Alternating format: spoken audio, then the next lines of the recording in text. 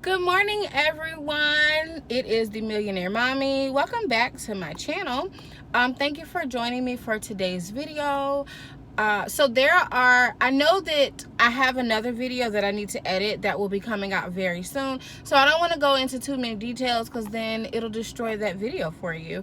But I kind of wanted to come on and just talk to you, like just person to person, human to human, and just tell you where I've been and what's going on inside my head.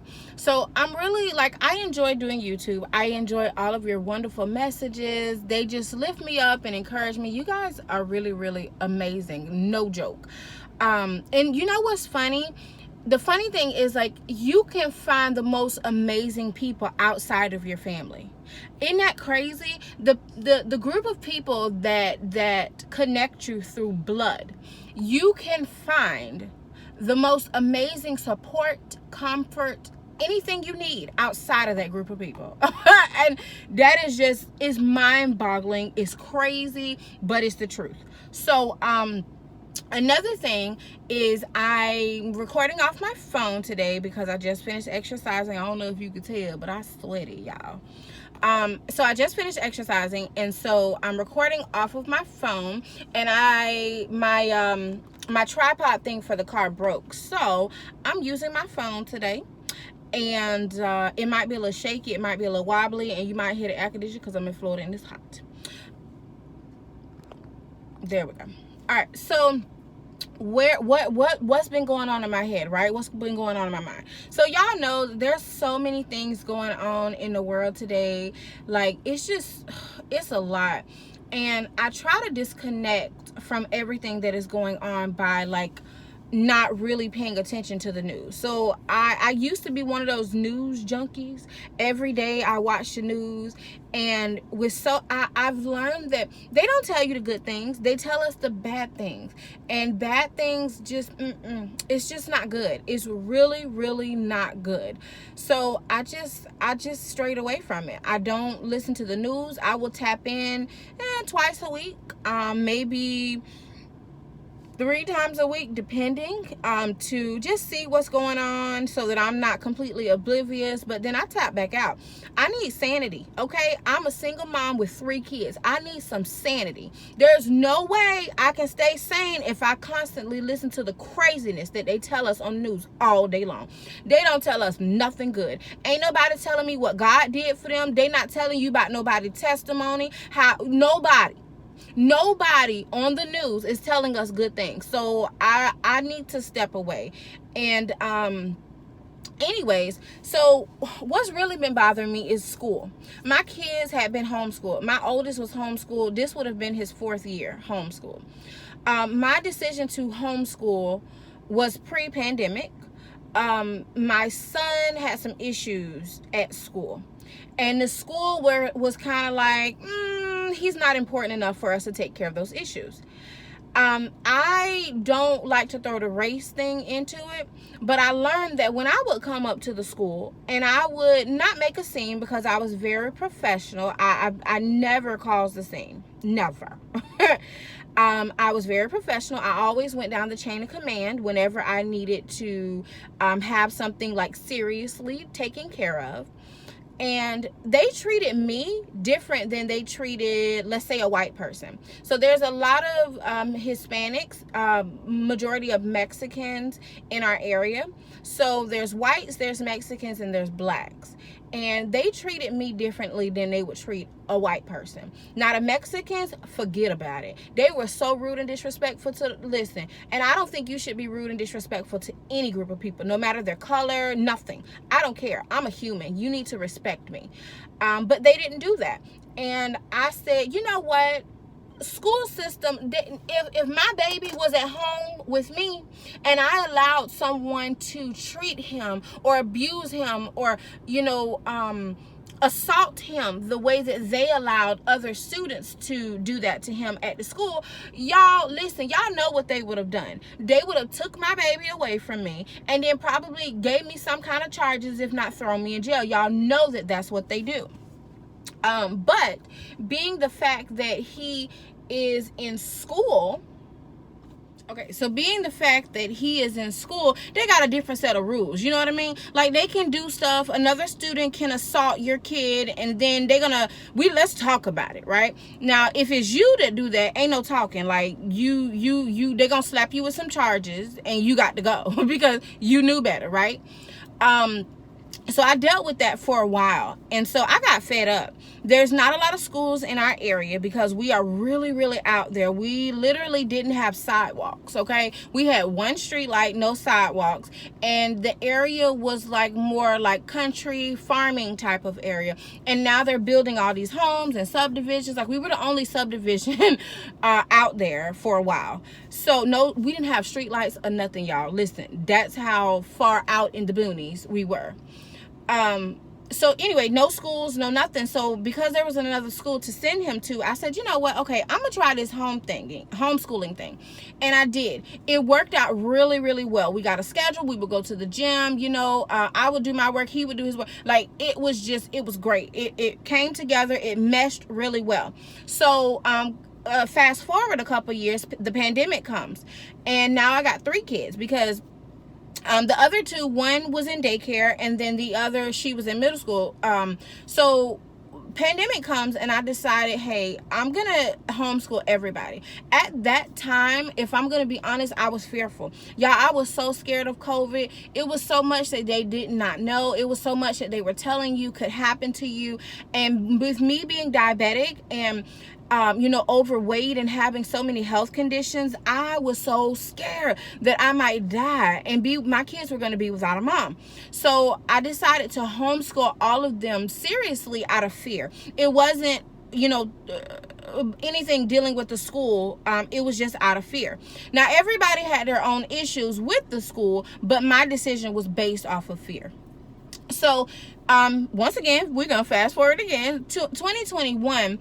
Everybody wanted to go back. My daughter is a social butterfly. She had a problem with being at home with everybody. She said people were getting on her nerves. The dog kept trying to lay in her bed with her. Like, just crazy stuff that a teenage girl goes through. And I understood that. So I decided if they wanted to go back, I'll let them go back. This is my oldest son's first year of high school, and then my baby, this is his first grade. So yeah, let's go back. We started buying school clothes. Everybody went back. And then during the summer, you didn't hear a lot of craziness about the school system and what was going on at schools and the chaos that's going on now. I'm in Florida, so I'm sure that the whole world knows about this mask issue. I believe that if you want to wear a mask, you should wear a mask. That's your right. It's your body. You should do what you want to do with your body. I don't believe anybody should be forced to do anything. However, when it comes to kids in school, I think that there should be a different standard. So I do believe that the kids should wear a mask in school. However, I understand it is hard for them babies to have on a mask for 8 hours a day. It's hard for me to go shopping around Walmart, okay, with a mask on. But I think that if we talking about in terms of keeping the kids safe and protecting them and making sure that they don't catch COVID and we don't have these kids in ICU and craziness, there needs to be another system. Like, these people need to come. How do we even elect them to be school board leaders or leaders of our state or our county? How do we elect them and these people can't make the right decisions? Are you kidding me? Do you know how many people out there would take their job and make the right decisions? Them people make buku money. Those people make a lot of money. They don't become leaders for free. I guarantee if you told the governor of Florida that he could become a leader, but he wouldn't get paid, you think he gonna take the job? No, ma'am. He will find him another job. It's not all about just the fact that he's in that position. It's also about the pay. These people are getting paid to make poor decisions. How does that even happen? Why is there a debate in terms of whether kids should wear masks or they shouldn't? Why is that a debate? Now, I don't know the science behind it, because listen, I wasn't that interested to go and figure out whether masks really protects people or not. I will say, when I stopped wearing a mask, that's when we caught COVID. Prior to stopping the mask, everybody was fine. We were fine. We would go out in the community, y'all. We was traveling, no issues. I don't necessarily know that the mask will protect them or not. However, I think that in terms of making a decision, because you can't always leave a decision up to everybody and hope that they have common sense and they're going to make the right choice. Everything that's common is not common for everybody. So common sense is not common for everybody. However, we should not, this is too much. This is too much. Imagine the stuff that a parent has to go through on a day-to-day basis. And then they got to worry about whether you are going to, at the school, their kids are going to be safe, their kids are going to be protected, whether, like, you know. And then I heard reports about in Washington where they were not forcing, but they were allowing the children to get the vaccine. And they were, giving the children the vaccine without parental consent. They didn't have to disclose it to you. It is entirely too much. It's entirely too much. And for the past, I know that when they decided they wanted to go back to school, and I said, hey, y'all can go back, right? I'll support you. My mind had just been all over the place. All over the place. Like, y'all, I've been forgetting stuff. Like, my mind has been all over the place. I don't know that I made the right decision. Y'all, listen, I'm so not afraid to come to you and tell you that I don't know that as a parent whether I made the right decision or not. I don't know. I don't know. You don't know what's going on in the class. You're not there. You don't know what's going on with those other students. You're not there.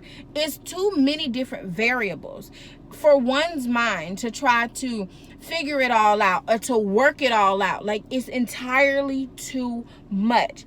And if I can be honest, it's been really hard for me to do YouTube or any other platforms that I'm on, because I just don't know whether I have made the right decision. School started almost 3 weeks ago for us. My oldest son in high school has not went to school yet. Not because I didn't want him to. I tried to place them back in the school system a month before school took place. They would not allow us to come on the campus because of COVID. So we have to wait. His appointment is not until almost September. That's a whole month out of school because they feel as though, it's too much going on. They can't have all these people coming in. So they didn't listen. It's a lot. It is a lot. I got 2 in school, 1 out of school because of the COVID issue. How do you know that you're making the right decision sending your babies back to school? How do you know that you didn't make a bad decision, that you should have made another choice? Like, how do you know that? How do you know that? Y'all, I can't sleep at night, and I know, I pray about it. I do. I pray about it. So, I've been struggling to sleep at night, and because I want to send my kids back to school, and I want to feel confident that I made the right decision. When I was a kid, all of this stuff didn't happen. When I was a kid, and I know that we living in different times, but it's crazy times. When I was a kid, if I did something wrong, my mama came up to the school. Y'all, didn't matter how she looked. Let's say it was her day off and she was tired. She came brought her behind up to that school. And if she had to tell you up, she told you up. If it was in the office in front of some people, or if she was a little bit more conservative and she decided to take you to the bathroom, not one person in that office would say something to a parent that chastised their child because their child was misbehaving in school. Not one person. Not one. They understood that you have to chastise your child sometimes. Whether for you it's a spanking, whether it's a pop your child, whether it's we're going to take a video game, whether I'm sending you to bed. There has to be some form of punishment or chastising your child in order to give them boundaries. You have to have boundaries. Even as an adult, we have to have boundaries in order to guide them in the right direction. You have to. I have to say no at some point. I have to tell you that there are some things that you cannot do, because if I just leave it open to you to do anything, you'll be out here doing anything, willy-nilly doing anything. It can't happen that way. So they understood that. Now you can't even go into the school. You can't go into the school, let alone you can't talk to your child crazy. You can't say whatever you want. You better not grab your baby arm any kind of way. No, it's too much. They're all in your business. They want to know what you're doing. They want to tell you how to do it in your home, how you should do it. If you don't do it the way they should do it, you should go to parenting classes. Like, it's a lot going on. It's too much. Entirely too much.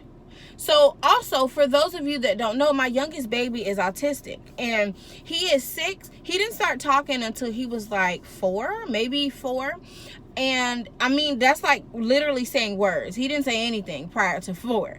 So now that he talks, he kind of talks in circles. He doesn't tell you the whole story or the whole situation. He gives you bits and pieces. And I've learned that when he starts talking, I need to be quiet, because he may say something and that's a little piece of the puzzle, but then he's gonna start, if I'm quiet and I wait, he'll start giving me more information. Now I might have to take those pieces he give me and put them all together and fit them, see how they fit, but he's gonna give me what I need over time. Now over time might be a couple weeks. It might be all in one day, but he's not gonna sit down and give it to me like you would, like a normal child would, and tell you about their day and what happened. That doesn't work for him. So recently he came home, and they, how they write things in the planner. They wrote some things in the planner, and they said that he needed to follow directions. And you have to so my kid had been homeschooled, right? He'd been in daycare, and then after daycare we did the homeschool, and so I had to work with him. He didn't have anybody else that was teaching him or working with him like that. And listen, we had a system where he would do work. Their work doesn't take 8 hours. Our kids are in school for 8 hours a day. The work doesn't take 8 hours. So let's say that one assignment takes 30 minutes, 20 minutes even. Maybe I feel like it takes longer for the teacher to give the instruction than it does sometimes for the children to complete the assignment. So let's say that it take her 20 minutes to explain, or they watched a video, did a fun activity, and then the assignment may take 10, 15 minutes, right? Okay. What do we do with the rest of that time? What happens with the rest of the time? Because when we did homeschool, it may take an hour, 2 hours we did work, and then that was it. Or maybe we broke it up, because sometimes we would do that, and I would give him a little break. Okay, let's go play this. Or we would do like a fun activity. Okay, come on, let's do this. Or we learned about planets. Okay, well, let's make this, let's color that. It doesn't take the whole 8 hours. What are they doing the whole 8 hours? What are they doing? For him to be in school a whole 8 hours, where he's never had 8 hours that he got to sit still. He has to not speak. He has to raise his hand. When he came home, y'all, I hear a lot of, my teacher told me to be quiet. My teacher told me not to say anything. My teacher told me to stop talking. And I understand that he's quirky. He has these little quirks, little things that he do. He has a little tick. I understand those things, right? But for us, he's Caden. We're fine with him being the way he is. We tell him when he needs to stop talking. So I understand. However, for him to come home every single day and he's repeating that his teacher told him he needed to be quiet, he needed to stop talking, it's kind of messing with me. It's messing with me because, I feel like they try to alter who you are. For him, that's what he does. Okay, we give him time to do that. There's a certain amount of time that I would take with him. He needed to be quiet. That's understandable. But for the whole 8 hours, come on, man. Do you know how hard it is for a person to sit and just be quiet for 8 hours, to not talk? He likes to bounce in his seat sometimes. To not do nothing? Do you know how hard that is? And I'm not giving my baby no medicine. I'm not giving him no medicine. With my first son, they kept saying, maybe you should give him this. So I gave him Ritalin and all of these things, all of these, medications, because they said that, oh, it would be better for him. Or no, I'm not doing that. This is who he is. We're going to manage it the best that we can. This is his first time in school. There's a lot of things he doesn't know. I didn't make him raise his hand. Why? Because it was just me and him. There wasn't really a need to raise his hand. I was only talking to him. So, there's things that he has to learn. And because you can't go into school, you can't speak to the teachers. How do I tell her that? How do I explain that? How do I explain that this kid has been homeschooled? He's never been in a setting like this. He doesn't understand the mannerisms, or he doesn't understand how it works in school. You have to be patient. I've learned that they've been sending him to other classrooms because it's kind of like, we don't want to deal with you kind of thing. And I 100%, I understand it. I get it. But things like that make me feel like, did I make the wrong decision? Did I make the wrong choice? Lord knows I want my baby to be around other kids. I want him to socialize with other kids. I want it because it helps his development. But it ain't always the kids. Sometimes it's the teacher. And because I couldn't, they don't allow you into the school to talk to the teachers. I can't get a feel of who these people are. I can't get a feel of whether they're the right, individual to have my child in their class. I just can't do it. And y'all, I'm struggling. I'm really, really struggling because that bothers me. I want my baby to be who he is. He needs to be who he is completely. There needs to be no kind of, we're going to water you down. We're going to make you be who. No. He is who he is, and that's who the heck he needs to be. And you need to be accepting of it. Also, we need to be patient because everybody's on a different level. We got kids coming from being homeschooled, not homeschooled. We got all kind of things going on. It's a lot. It is a lot. And that's just one of the things. That's just one of the things that bother me. So I don't know. I really, really don't know. And I did tell my kids, as soon as they shut y'all school down, as soon as y'all go into quarantine, you're not going back. Just not going back. That's what no.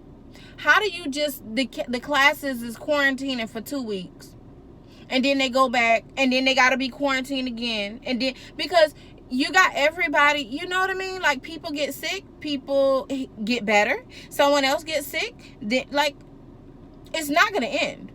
Like, it's going to be a never-ending situation. Never-ending situation. It's just a revolving door. What are we going to do? How do you manage the situation? They say they mitigate it, or mitigate it. I think it's mitigate. They mitigate it by, the kids wearing masks. Well, if that's the case, why are we mad about it? If that's the case, why y'all fussing about it? And I seen a news a report yesterday about how the parents some of the teachers had been assaulted here in Florida because the parents didn't want their kids to wear masks, and they went to the school and they were upset. Bruh, listen, Johnny, Connor, Ava, they need to stay home. If you don't want them to wear a mask because you don't like the decisions that the school has made for them, they need to stay home. Let them stay home. Like, what's the problem? What's the problem? You don't want that for your kid. Let them stay home. So, that's where I am, y'all. I've been praying. I really, really have. I really, really have. I've been praying hard. I've been praying hard because it's messing with my sleep. I need to sleep. I need to sleep. And I just want to do the right thing for my babies. And I want to do the right thing for us. When I decided to homeschool everybody, y'all, I can't tell y'all how scared I was. I was so scared that I couldn't do it. When in Hillsborough County, they make you fill out an intent to educate form. They say all these things about, the degrees and the parent, are they capable? And, at first I thought, you know what? Yeah, I got degrees, but my degrees aren't in education. I don't think I'm capable of homeschooling my kids. Y'all listen. If I never say anything else, I'm going to say this. God is so good. God is so good. So good. I didn't mean to come to y'all and cry, but God is so good. I didn't think, when I decided to homeschool Sammy, I didn't think I could do it. I didn't think I could do it. We did it the first year, and I thought, okay, we'll see how this goes. I was still unsure. When I had to homeschool everybody, and then I had to do my work on top of it, I felt like I was 100% lost. I really did. All these things in my mind about how I couldn't do it. I didn't go to school for this. None of my degrees are in education. How am I going to do it? Y'all, I feel like I was the best teacher for my kids. I am not lying. I'm not lying. When I tell you they had different things that they were doing, we went above and beyond. My son was learning about the African diaspora. Y'all, we went above and beyond. We watched movies, we did projects, and that's outside of what his teachers had recommended. And so he understands. Like, we can sit and have a conversation. 14, we sit and have a conversation about the slave trade. Like, we can do that. I don't personally feel like they do a lot of teaching about those type of things, but I do in my house. With my 6-year-old, there's a lot of things like, he has some speech issues because he started speaking late, very late. We would work on those things. We worked on them. If he needed extra time to do work, like, reading was a problem for him because of language. And we would take the extra time. We would break it up. Maybe he couldn't do all of it right now. But guess what? Let's try again later. Let's take a break, and we would do projects, and we would color, y'all. We would do like food projects where we made, he was learning about fish. So we went to the aquarium and we made some like underwater type marshmallows where we covered them with white chocolate, and we put nerds as like the coral reef. And then we put like is it the sweetest fish candy as the fish under the sea. We did different things like that, and he learned from those things. My kid doesn't always, he grasps it, but he's not gonna regurgitate it to you the way that you think he will. He will in his own way. He will. I had to learn my kids. I learned that each one of them were different. We did things that fit according to what they like to do.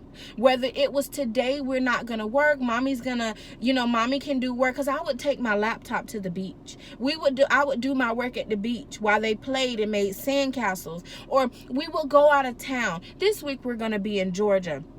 And I took my laptop. They took their laptops. We did all of our work, but we were in a different location. We traveled. We hung out together. We cooked together. We gardened together, y'all. We did so many different things together. We hung out. God was so good because I was so scared. I was so scared that I could not do that I couldn't give my kids what the teachers at the school could give them. My mama would have never homeschooled nobody. And so I thought the only way was for them to send them to school, to public school, because I wasn't capable. Y'all, God showed up and showed me that I was capable. And the way that he just blessings just overflowed in our life so we could travel. Y'all, we were every month, at least 1 week out of the month we were gone. We would travel. We would do things together. We just had a great time with each other. God did that for me. That was something that I had asked for years. I just wanted to be secure and stable enough that we could travel and we could just spend time together. And that's what we did. We did that. We did it. I sent them back because that's what they wanted. And you want to make your babies happy. But y'all, I'm telling you, I don't feel like I made the right decision. I don't feel secure in the decision that I made. And I also understand we have to let our kids go. Like, I'm not trying to hold them hostage in the house. So that's why I let them go, because if they want to go, I want to let them go. But I don't know. My kids are 6, 13, and 14. I don't feel like they're at the age where they can honestly make appropriate decisions. I think that they look at everything on the, like, at the outside. They look at the outer layer. They don't look deeper into the situation. I see deeper into the situation. I see it. You know, I see a lot. I'm not against anybody. I'm not. If you, whatever you like, that's your business. That's how you like it. Every night and every morning, we hold hands and we gather together in agreement in my home. Lately, I've just been really busy, and I read my Bible, but it used to be that every day we sat together and we read the Bible. Y'all, when I was 13, I couldn't tell you who Tamar was. When I was 13, I couldn't tell you who Ezekiel was. I couldn't tell you nothing about a valley of dry bone, but my kids can. That comes from the time that we spent together and all the wonderful things that I have instilled in them. I know that the things that I've put in them, they will carry that. They're going to carry it wherever they go because it's in them. I just don't know if I made the right decision. I don't know. I just don't know. All right. So, I'm so sorry that I cried. Why am I saying sorry? Why am I saying sorry? I didn't mean to, y'all. I'm just in awe. Like, when I sit back and I think about what God did for me and how he answered my prayer, I'm just grateful. I'm really, really, really grateful. And I know my kids be like, oh my God, here she go. But y'all have to understand where I come from.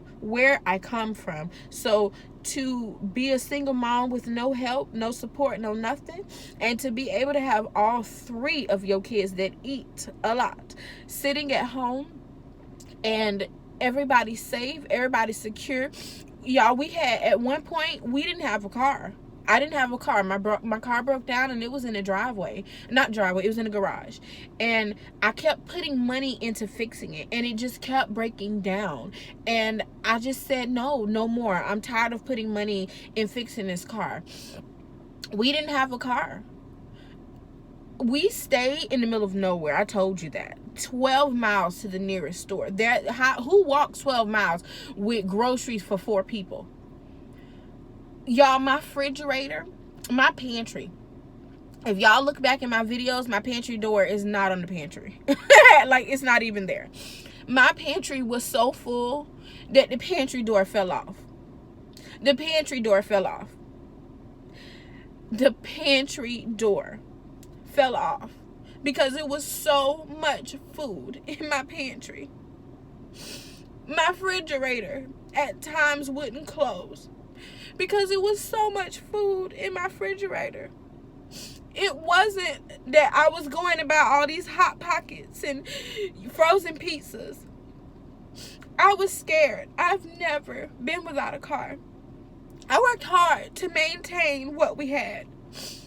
To be without a car and don't know how you're going to get anywhere because you stay in the middle of nowhere, it caused me to lean and depend on God so much. And that was so hard for me because I always depended on me.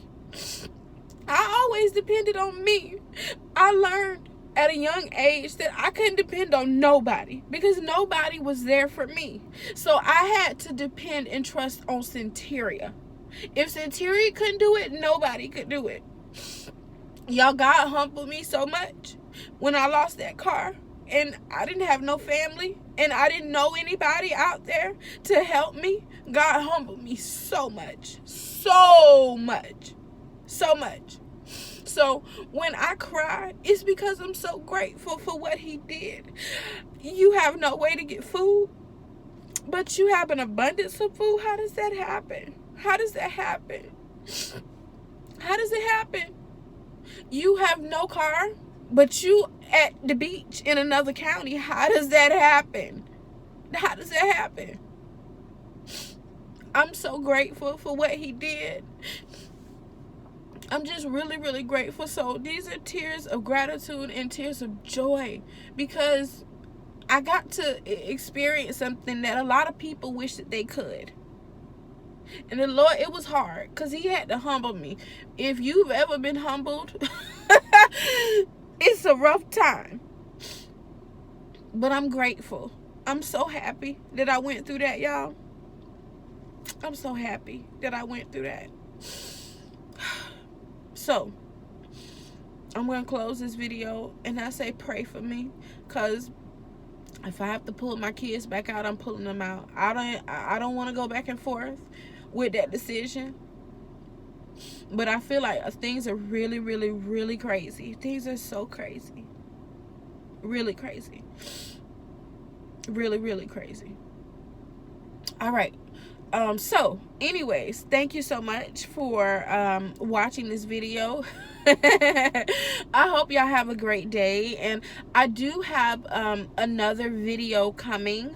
I'm working on editing it, but I have a lot of work, personal work, that I need to do.